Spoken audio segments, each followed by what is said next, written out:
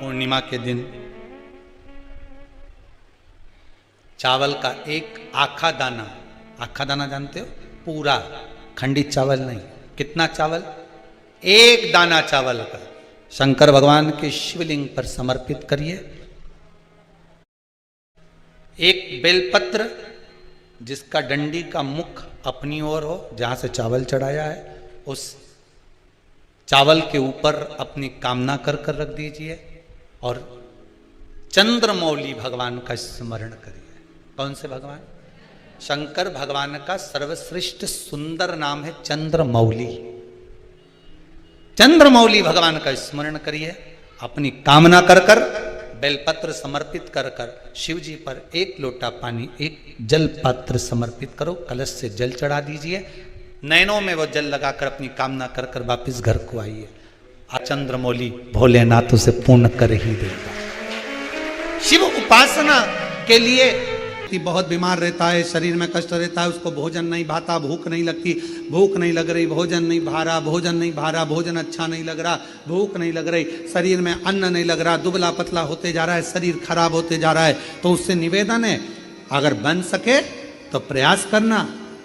आप किसी भी देवी के मंदिर में जाकर, किसी भी देवी के मंदिर में जाकर एक दुर्वा, एक बेलपत्र माता के मंदिर में मां शकंभरी के नाम से रखना। उस दुर्वा को वापिस लाना, बेलपत्र को वापिस लाना। बेलपत्र सुबह के समय खाना और दुर्वा शाम के समय खाना। ये दो, एक बेलपत्र एक दुर्वा, लगभग 5 या 7 दिन तक लगातार आपने अगर कर लिया तो भूख भी लगेगी, भोजन भी भाएगा और स्वाद भी आएगा, आपको अच्छा लगेगा। शकंभरी माता का स्मरण कर कर जीव उदर पोषण कर लेता है, उदर भर लेता है। जितनी 12 महीने में पूर्णिमा पड़ती है, एक एक पूर्णिमा का व्याख्यान वर्णन करेंगे। आज तो उसको महत्व समझें कि पूर्णिमा का महत्व क्या है, हम उसका महत्व समझें कि शंकर और चंद्र का रिश्ता क्या है, संबंध क्या है। भगवान ने जितनी पूर्णिमा बनाई है, जितने नक्षत्र बनाए, जितनी घड़ी बनाई, जितना पल बनाया, जितना समय बनाया, ये शंकर भगवान ने जो बनाया ये गलत नहीं बनाया, श्रेष्ठता के लिए बनाया। महाराज, पूर्णिमा का जो चंद्र है वो विशाल का है और उस चंद्र की पूर्णता में हमारी अभिलाषाएं भी पूर्ण हो।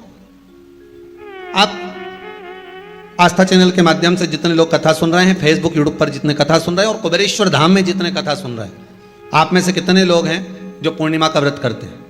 जो माताएं करती हो जरा हाथ उठाइए।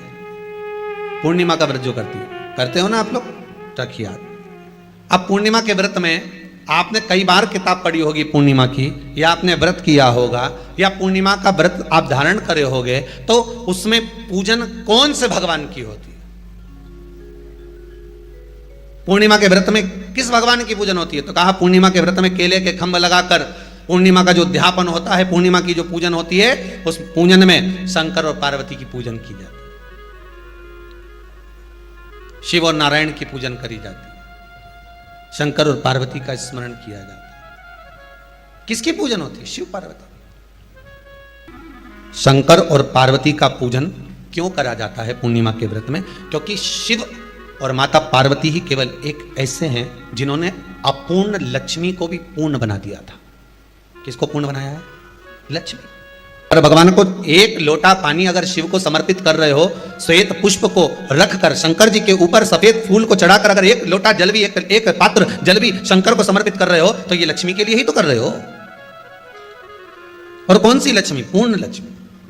हमें जो शिव महापुराण के माध्यम से शास्त्र कर रहा है कि आप 32 पूर्णिमा के व्रत प्रारंभ करो। उसमें करना क्या है आपको? केवल जिस दिन व्रत रहे, रात्रि के समय पर कोई भी मीठा, कुछ भी सामग्री आप चंद्र की रोशनी में, चंद्र को अर्घ देने के बाद, पूजन करने के बाद उसको रखो, और वही सामग्री जो नशा कर रहा है उसको पूर्णिमा के दूसरे दिन उसको खिलाओ।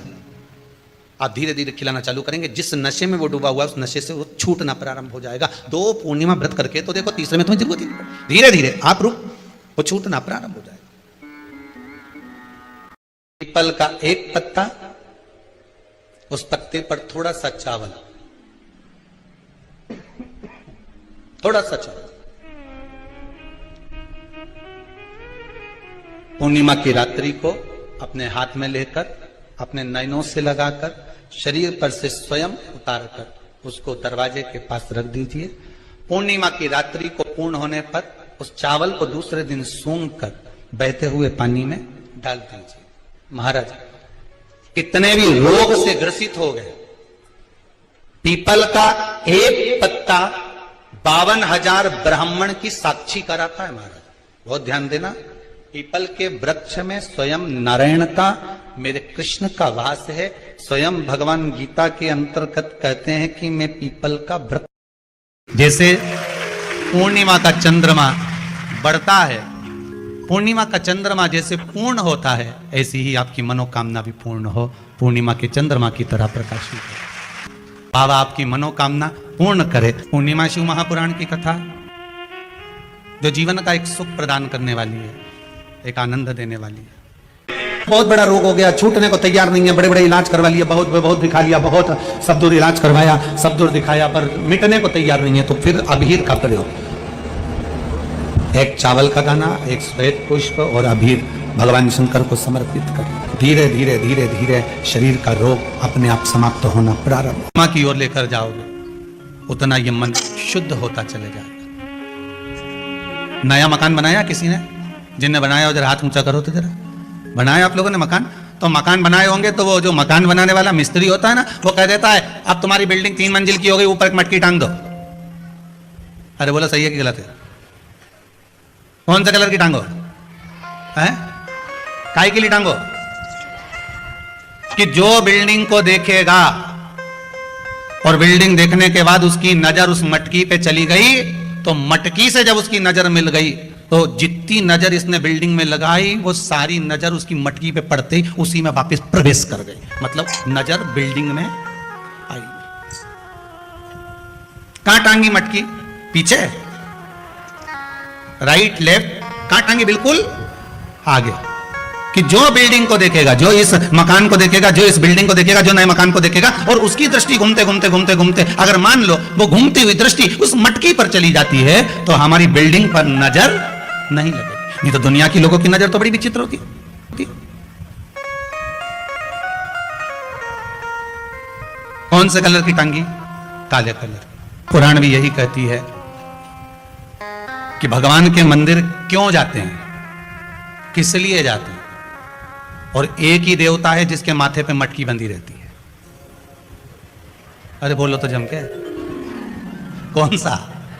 देव अधिदेव महादेव, उसके माथे पे हमेशा कलश ही मिलता है। तो किसी ने पार्वती जी शिव जी से पूछी, क्यों भोलेनाथ जी ये बताओ जरा, ये जब गंगा तुम्हारे सिर पर है, भोलेनाथ जी जब गंगा तुम्हारे सिर पे है तो पानी तो यूं निकलना चाहिए, तो ये उल्टा पानी तुम्हारे ऊपर बूंद बूंद टपक रहा है, ये है क्या? शंकर भगवान बोले ये पानी का तो बहाना बना के रखा है, जो भगत मेरा दर्शन करने आता है उसकी नजर तो मेरी मटकी ही उतार देती है, उसकी नजर तो मेरी मटकी ही उतार देती है। जो शंकर के मंदिर में प्रवेश करता है और प्रवेश करते समय बस मेरे उस कलश का दर्शन करता है। कई लोग प्रश्न करते हैं, महाराज जी इस कलश का महत्व क्या है?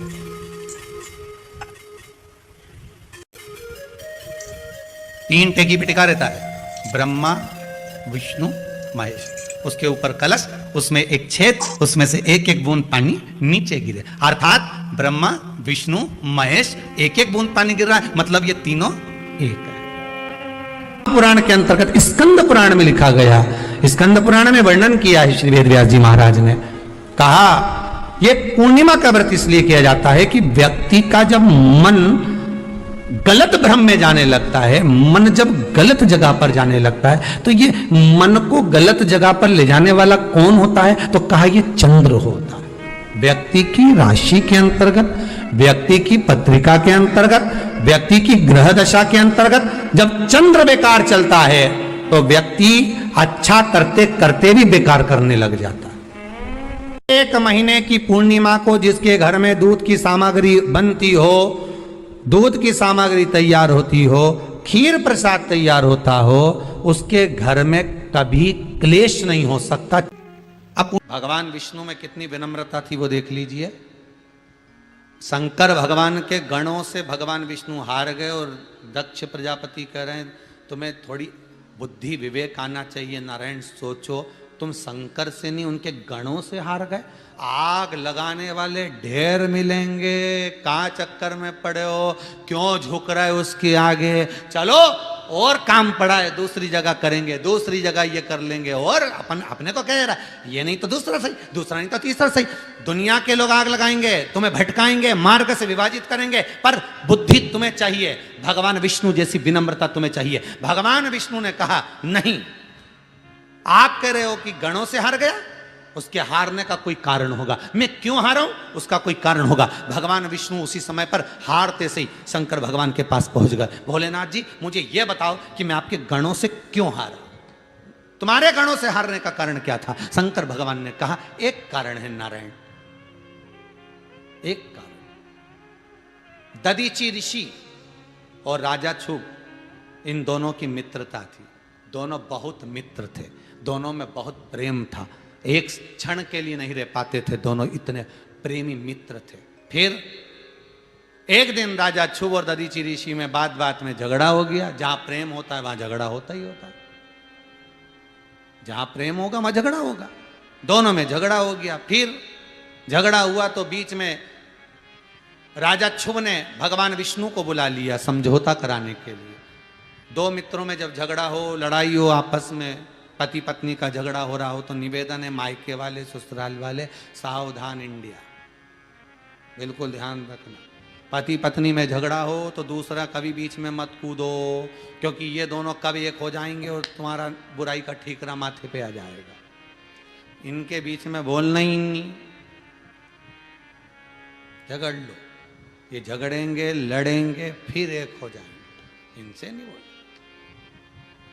विवाद किया तो राजा छुब ने भगवान विष्णु को बुलाया और भगवान विष्णु आए और आते से साथ दिया किसका, राजा छुब का। दधीची ऋषि को क्रोध आ गया कि तुम दधीची ऋषि को क्रोध आया, हे नारायण तुमने एक पक्ष की बात सुनी और दूसरे पक्ष की बात नहीं सुनी, मैं तुम्हें श्राप देता हूं, एक बार तुम भगवान शंकर के गणों से हारोगे, तुम्हें हार सहन करना पड़ेगी। बस भगवान विष्णु के